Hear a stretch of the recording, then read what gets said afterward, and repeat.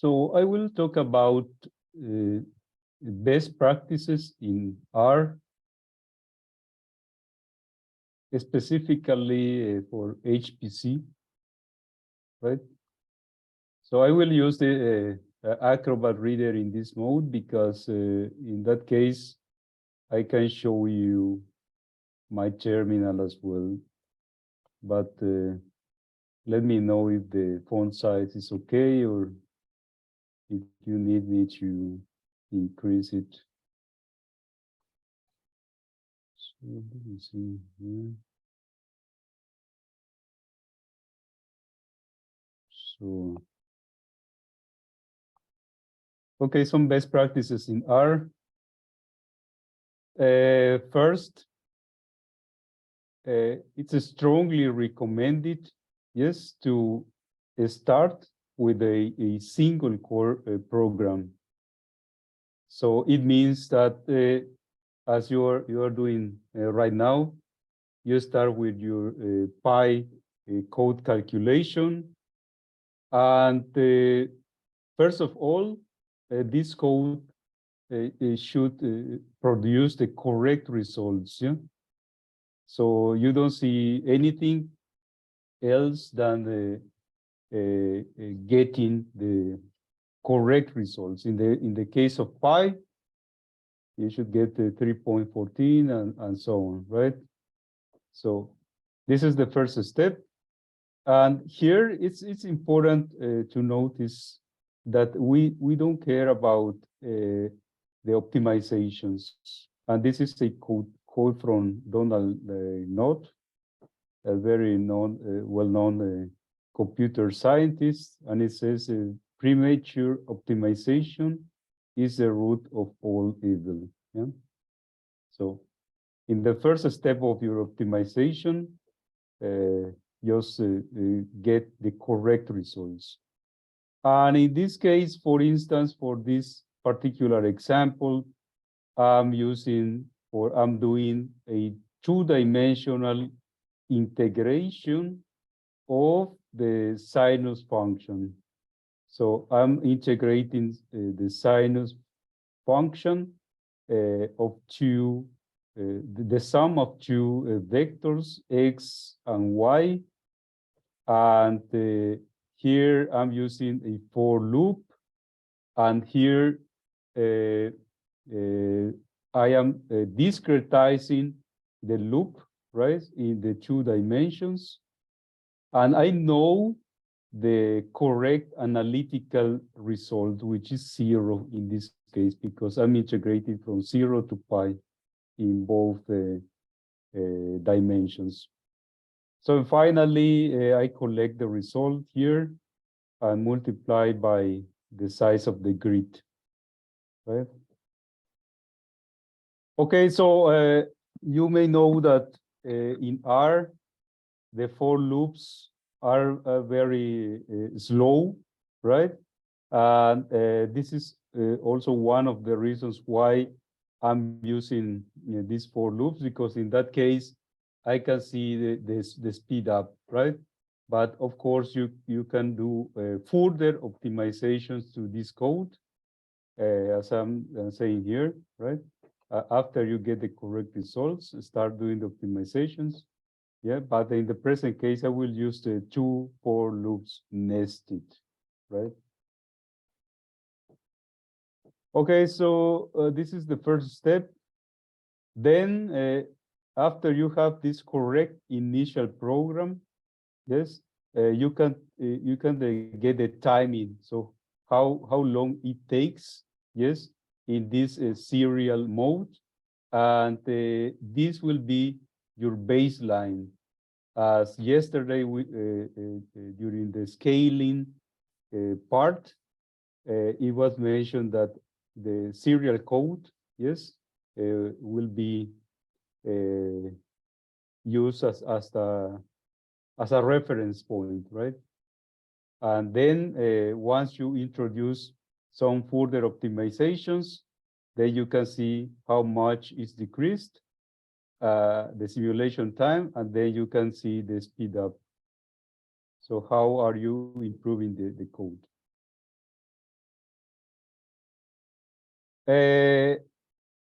Another recommendation is that in the first code, you saw that I wrote just the code, yes, but imagine that I need the code, or I just leave this code for several months. For instance, when the grant project is accepted, right? And then I will retake this code. And I realized that I don't understand what I did, even if it was my code, right? So that's why it's very useful in R to put useful comments, and not only for you, but also for your colleagues if they are also contributing to the development of your code. Here, for instance, I wrote, well, this function or this code is for computing a two-dimensional sinus integral. N is the number of grid points, and this is the grid size. And this is just a variable for collecting the summation, right, in the two dimensions. And here I explicitly say what each line is doing. And finally, printing out the result. So also, in order to keep track of the development of your code, not only for R, it could be for other software as well, you can use some version control software. We have delivered some courses together with Umeå, and you can find the videos in our YouTube channel here. There is also some material which is very useful and also compelling, and this is coming from Code Refinery, and I leave here a link, yes. And once you decide what version control software you want to use, it could be a Git or Mercurial, or there are other also different software for version control. Once you decide which one you want to use, then you can set some repository, either in some local machines in your department, yes, or in your office, or you can use some online platform such as GitHub or GitLab or Bitbucket, for instance. And then it will help you to keep track of the evolution of your project, right? And also, if you want other people to be involved in the development, which could be helpful.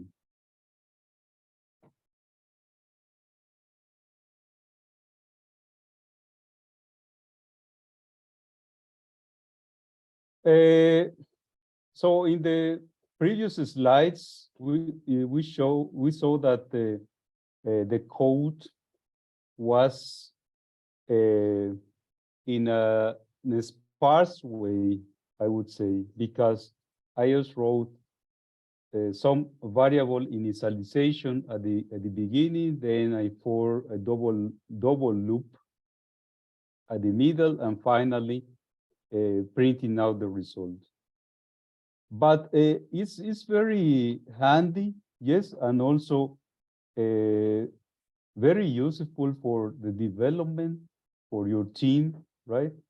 If you enclose some repetitive or important code into a function, yes, and this will be very useful.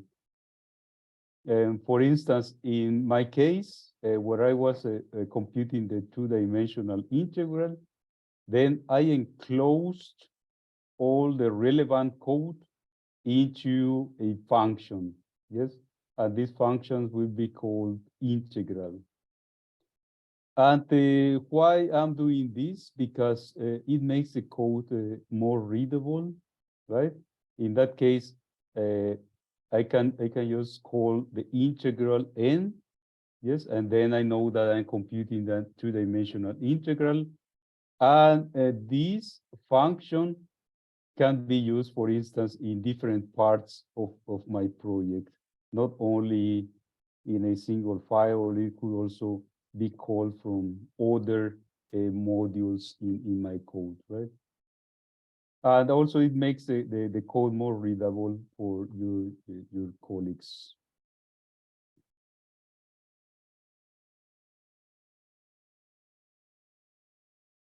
Okay, so now we know, or we have written a working serial version of the code. We can start looking for optimizations. And the first thing that we can do is that we can run, or we can time the important parts of the function. So imagine that I wrote a huge R code, right? And then I want to time some specific function, in this case, integral, the function that I wrote in the previous slide.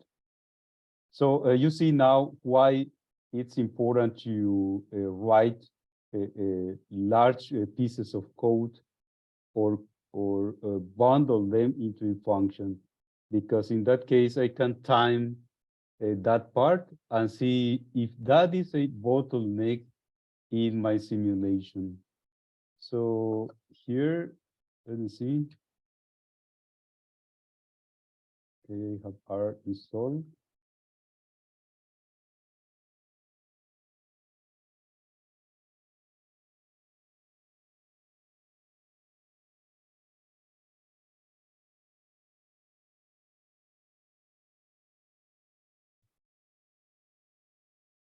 So I will open the best, best, let me see. Integration to the example. And here is the initial function, right?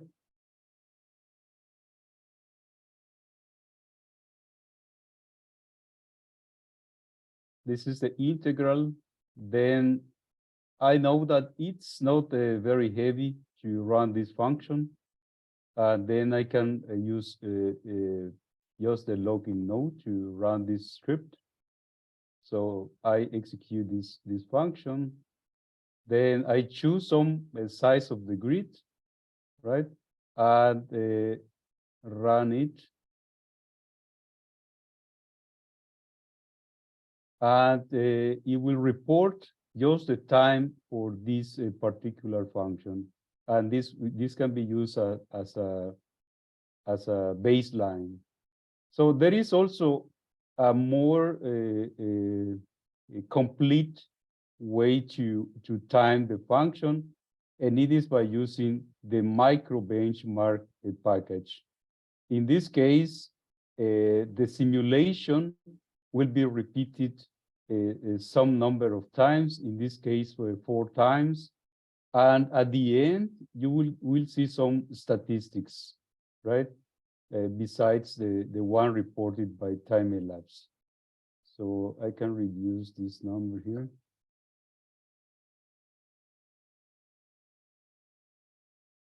You see that with the system time, the elapsed time, the user and the system time are reported.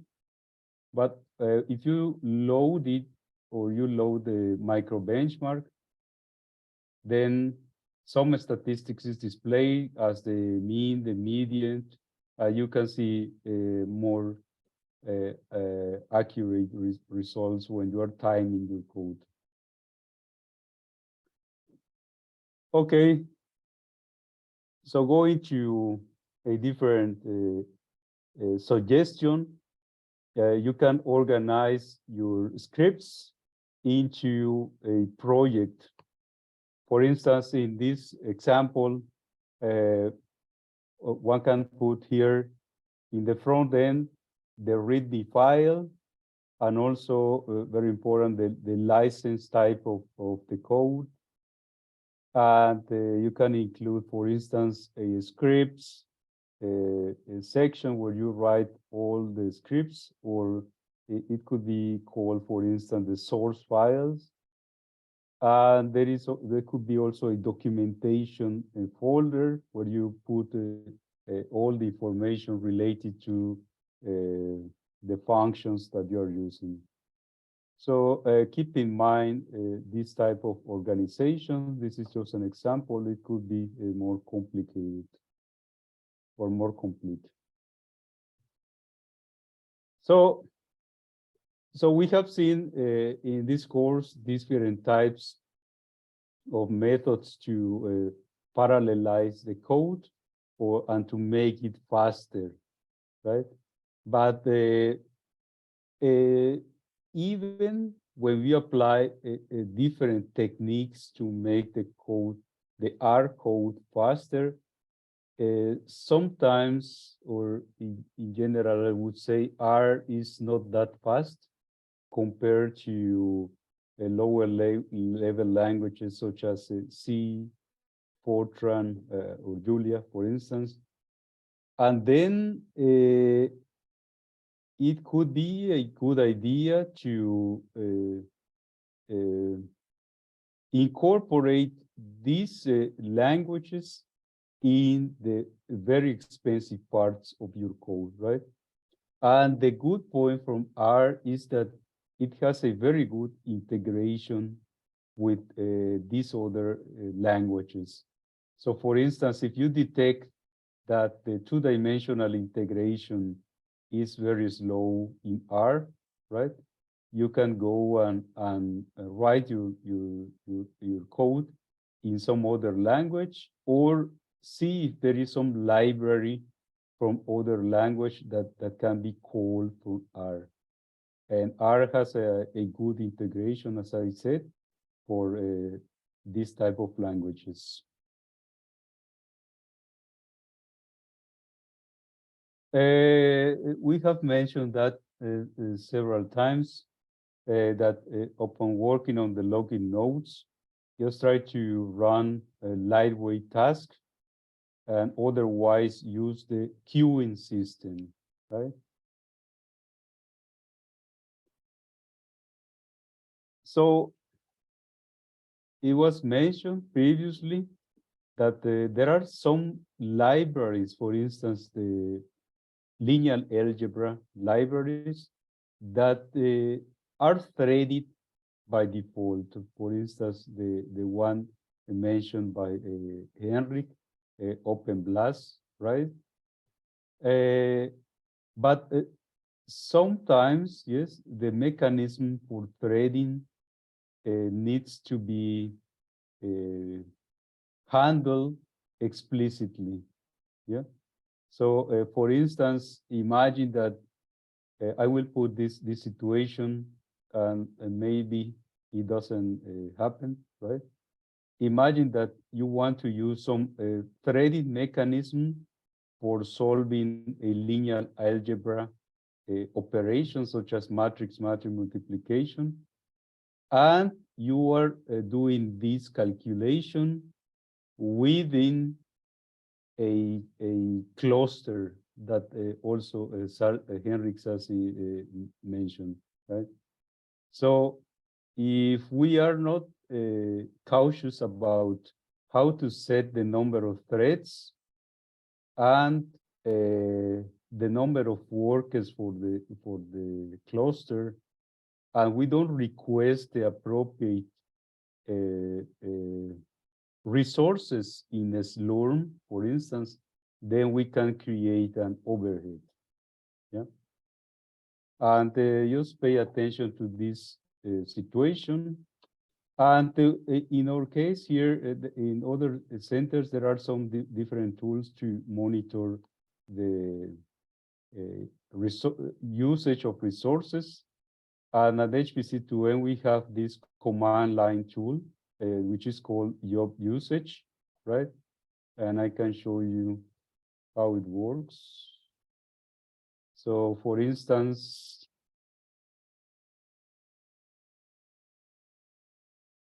I have here the job serial script that I used yesterday.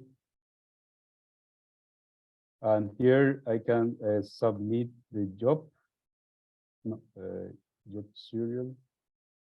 And here I will get a number, right? Then I type job usage and the job ID. And this will give me a URL, which I then copy and I paste on my local browser. After some minutes, you will see the statistics, right? Imagine that you requested 28 cores, yes, which is one node.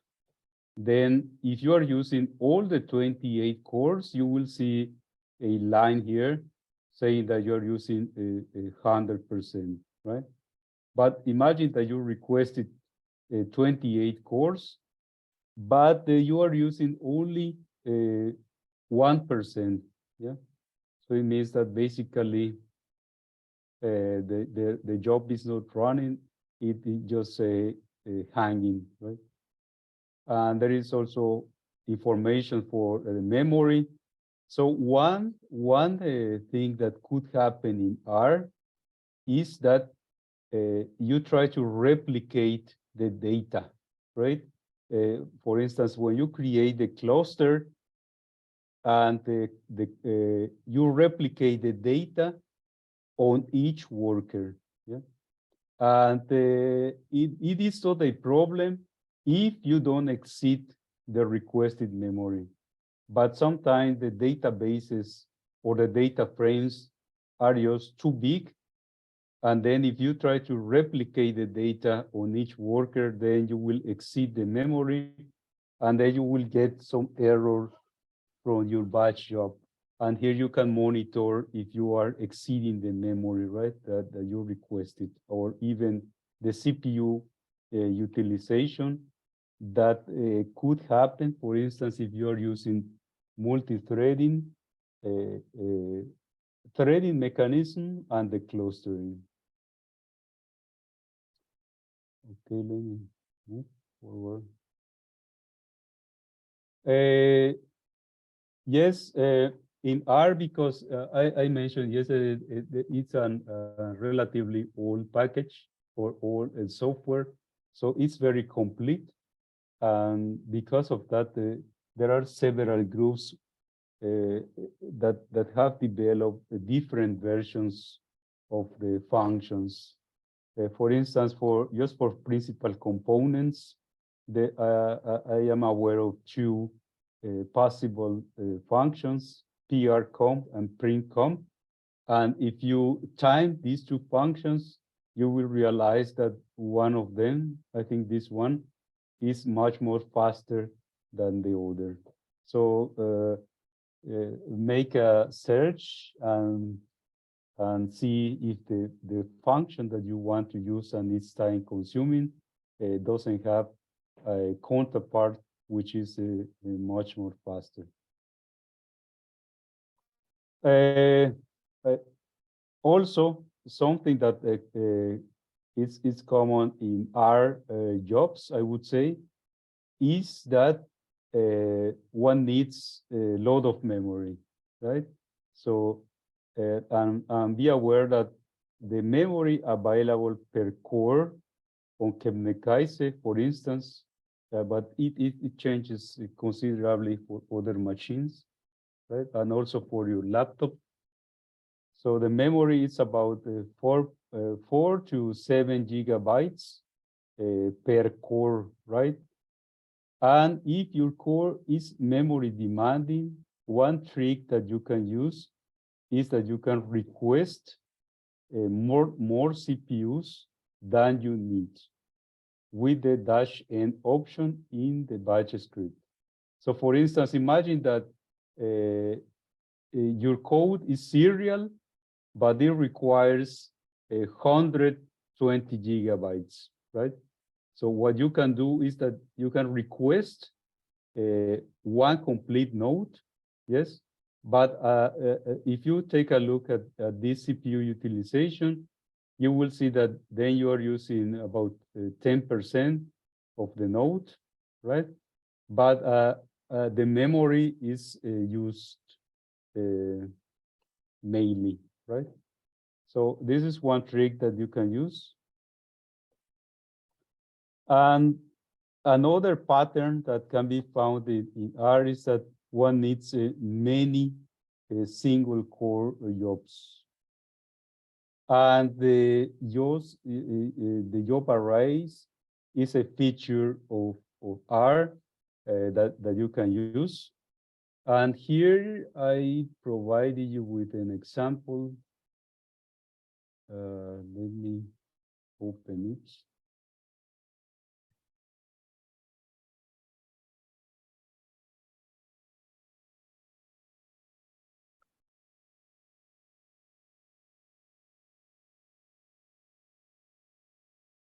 It's called script arrays in the scripts folder. And here I'm getting, yes, the job ID from Slurm and printing out this information and also the task ID. Yeah.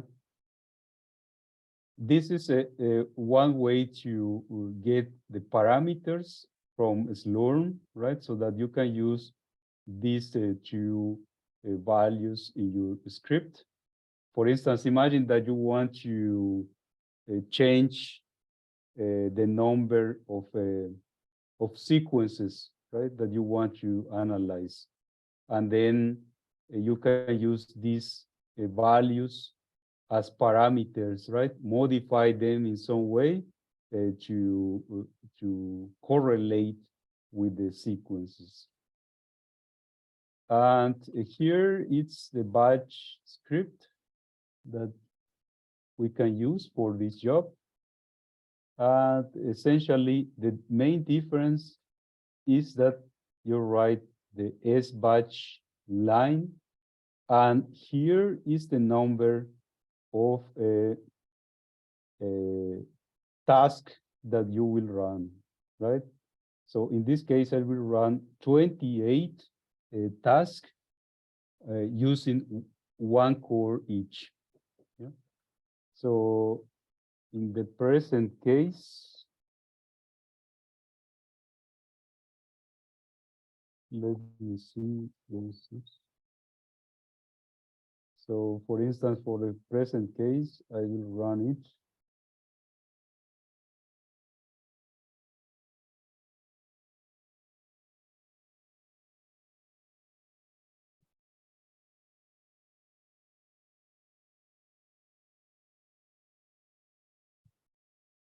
So I can submit this script. And if you monitor your jobs, you will see that 28 tasks are sent to the queue and are running. And if you take a look at the output files, for instance, I will pick one, the number 8. You will see that it prints out the job ID, which is the one that I got from SBatch, and also the task ID. So, and you can use this number to tweak your parameters in your script. Okay? This is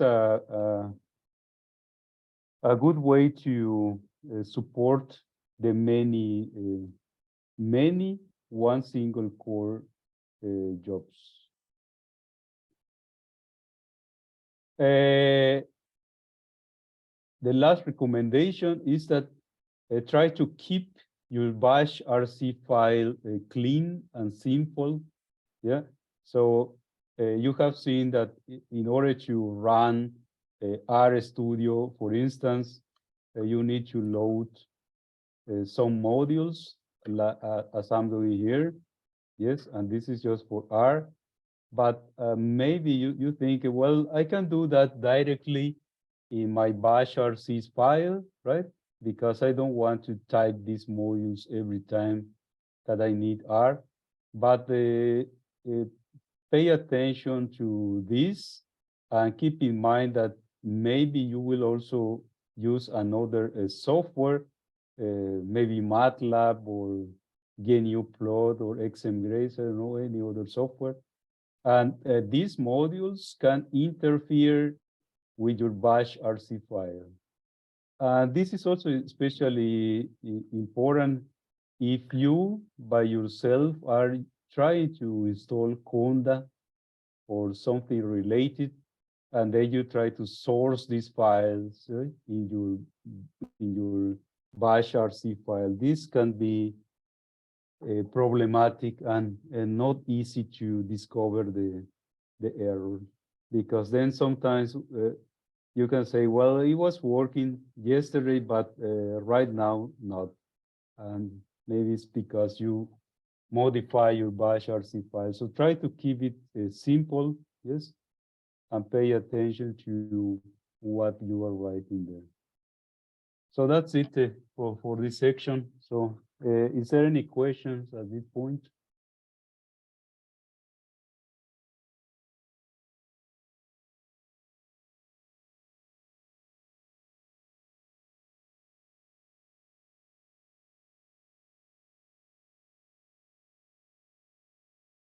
Let me see how we are in time.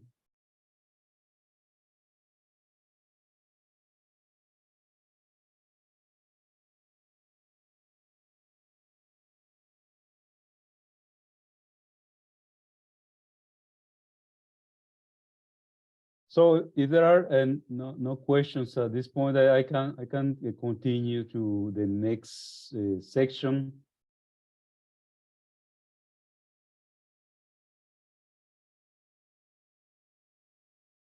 Okay. So now I will talk about some existing functions in R. Yes. And they are just a few, yes, a few of them, but there could be more, right? And you need to read the documentation for your package, because maybe the expensive functions have some parallel capability. Yeah. So the first function is a replicate. So let me open.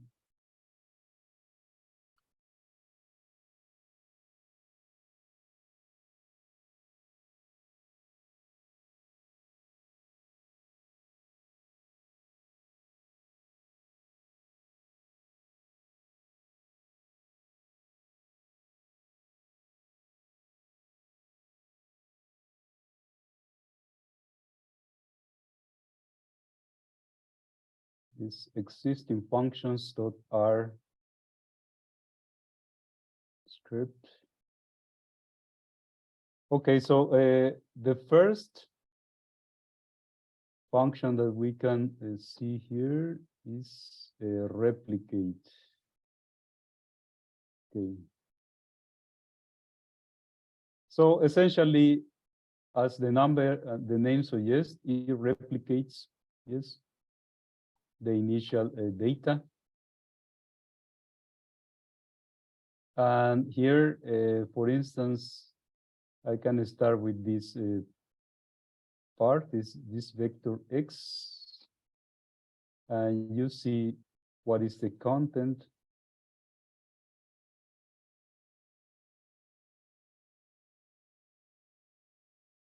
So it's just a series of numbers, right? So there are two columns, right? And it refers to the cars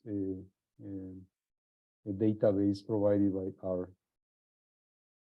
So now we replicate this list. You can see that the initial data was replicated 10 times. Yeah. This is the basic function of a replicate. So, but this function can be expensive, especially if the data is large, for instance. And then you can use a parallel function here, or parallel mechanism.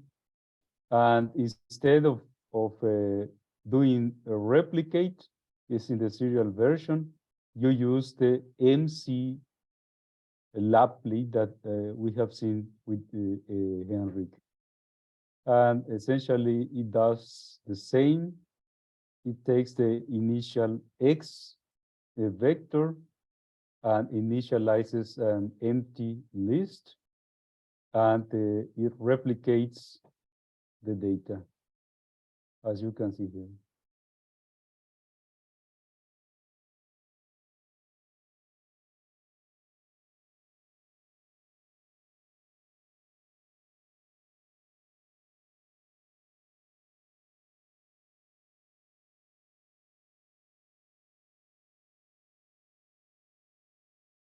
Interesting. It says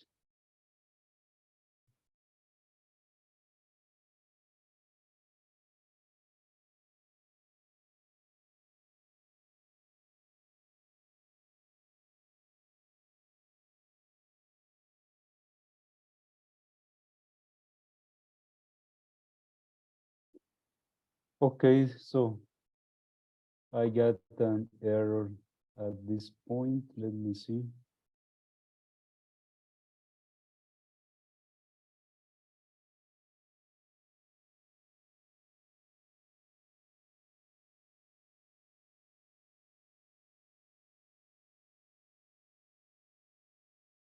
Oh, this is interesting. I didn't see it before. So let me see. It could be that it is not allowed to run with MC cores on the login node. And let me see.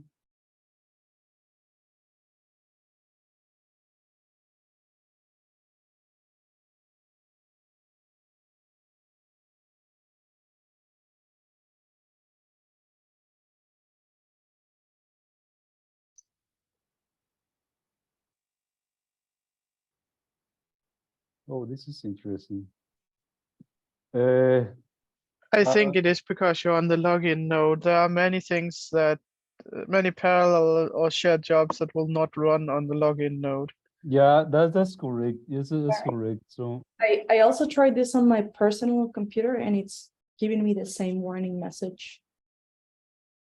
mhm. Okay, so then it's definitely not that. But yeah, in general, parallel jobs will not always run on the login node. I mean, you also shouldn't, but many of them simply will not work because some of it is not compiled and set up that way. Okay, so maybe let me see. Yes, I think I know the problem because I didn't check out this function. It could be. Now it works. Huh? So I didn't load it the source function, the clone function, sorry, and you need to run it. Yeah? So, and then you can see that here the data is replicated as before. Yeah? And notice here that we can change the number of cores, right? So that the task is executed in parallel by 2 or more cores. It's important that you make some scaling plot as we have mentioned a couple of times during this course, so that you know what is the timing with 1 core, 2 cores, and so on, and see what is the optimal for you. Yeah? And also keep in mind that if you're trying to execute a very light weighted function, so you won't get any speed up because it will be overcompensated by the overhead caused by this parallel library. Yeah. So I think yes, this is for the replicate function. There is also a parallel Kmeans function, and this is a unsupervised learning algorithm, and it can allow you to group some data. Yes, it's used for a clustering. So here is the description of how K-means work. Yeah.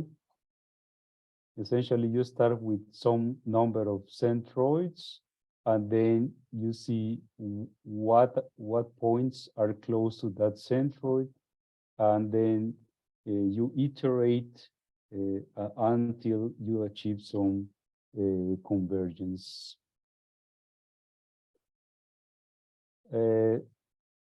So there is a K-means a function available in cluster node, and that's why we ask you to install this package. But if you don't need to cluster your data, then most probably you won't need that in your workflow. So K-means needs a data frame and also some number of centroids, right? These are the places that I mentioned in the previous slide. And this function has already some parallel capability. And here it's the serial version if you don't use any value for the threads. Yes. And here is a mistake here. It's a K capital. Yes. And if you use the nth thread argument, then you will be using some number of threads. Yeah. In the present case, for this example, I'm using one thread, and I'm doing some computation on the IRIS database available on the R-based. Here, for instance, I load the cluster node. So notice here that the package is written in C++, R/C++, which is something that I mentioned before, because people know that this routing can be very expensive. Yes, they write that in C++, and there is an integration with R, which is called RCPP.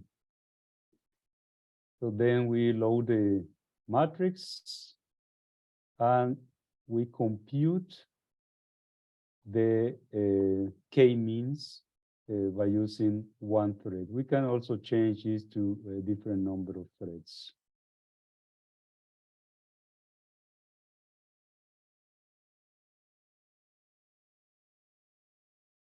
So the next function is Bootstrap. And in Bootstrap, we can take some random samples, yes, with replacement or without replacement from some original sample, right? And this allows you to compute, for instance, errors, standard errors, or confidence intervals. And because you are repeating this operation n number of times, it is also expensive. But it's also highly parallelizable, right? Because we can do that independently. And this is called embarrassingly parallel. Yes, because as I said, all these processes are independent of each other, right? They don't need to exchange data. and that's why they can be parallelized in an efficient way. This is the example for bootstrapping. So we need a function that will allow us to collect some statistics. And in this case, we take just the mean. And here I will start the boot. Then load the mean function. And this is the data. Let me see, I will run this. And this R is the number of samples that we generate. So in the case of R, they are using R name of the variable, but in the previous slide, we use N. This one. This is the number of samples that you will generate. So it will use 10,000. I will use 1,000 only. And then, let me see.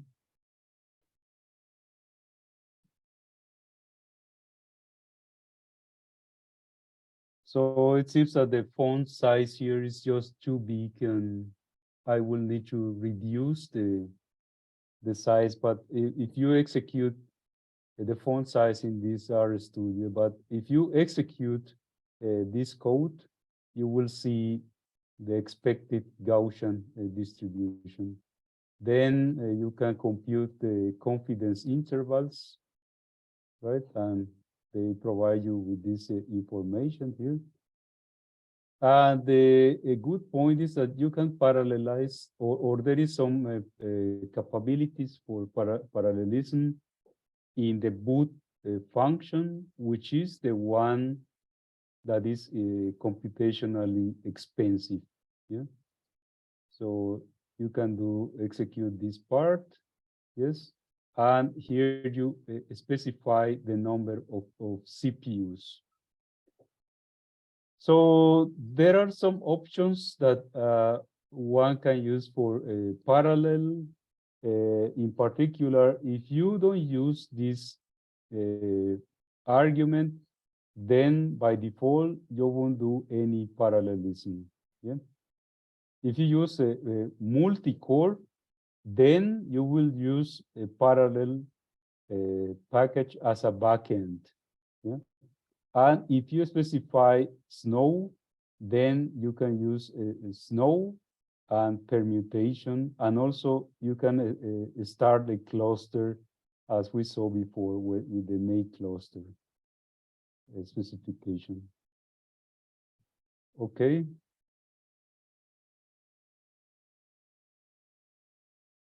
So there may be more parallel functions available in R. And as I said before, because it's an old package or relatively old package, then several people have contributed with more efficient ways to compute different things. And because of that, they have realized that the parallelism is efficient, and most likely they have included some parallelization level in your library. So take a look at your documentation. Okay, we have seen in the last lecture the job arrays, yeah, and they can help you when you're using many single jobs, yes, and where only some parameters are changed. And we saw how to set this instruction in your batch script. And that's it from this lecture. Is there any question at this point? Let me check the hacking document.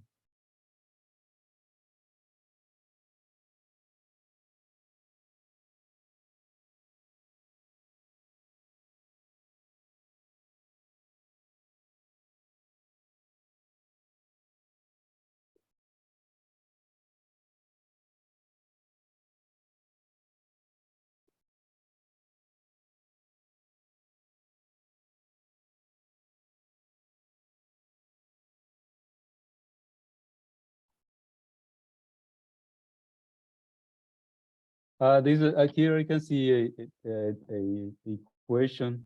It says a naive question, but I don't think any question is naive. So if your function needs a libraries, should I call them inside or outside the function? So I would say best practice would be to call it outside, yes. And because especially if you are calling that function many times, then you will be trying to call that library each time, and you will see the overhead.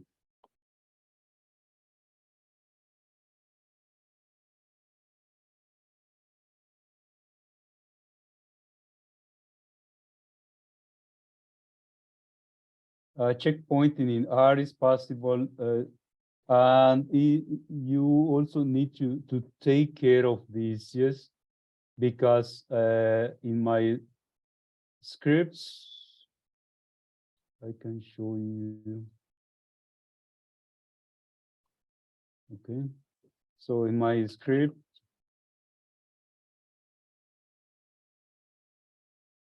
I'm using these options. No save and no restore, right? Because otherwise R will try to keep the last value of the modified variables present in the environment. And next time that you try to run that, so it will grab those values from that file, and from then it will start the simulation. So if that is what you want, then it should be okay. But otherwise, if you simply don't remember what you did last time, and that is independent of what you want to do currently, then you should use a no restore, yes? But it's like acts as a checkpointing.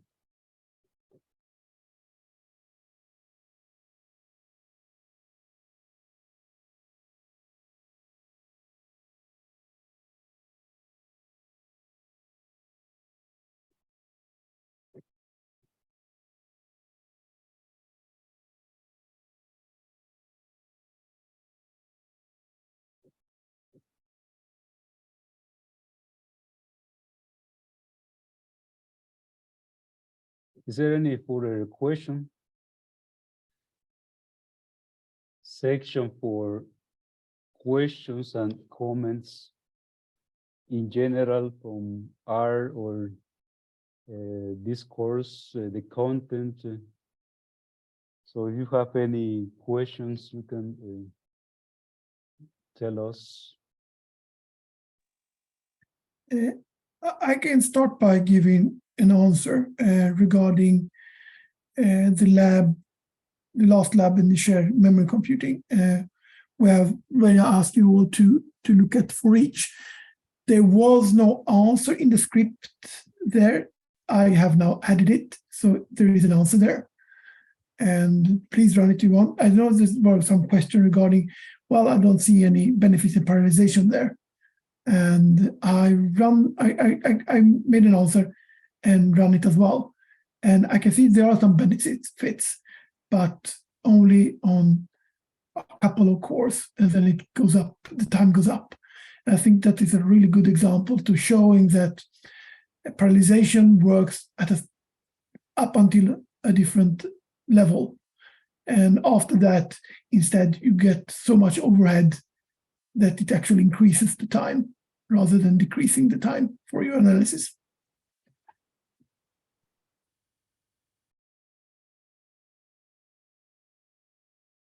Yeah, also in the integration to the example that I wrote, if you time the function without any parallelization, yes, then you will see that it runs much more faster than if you run it with one core using the parallelization instructions. Yeah?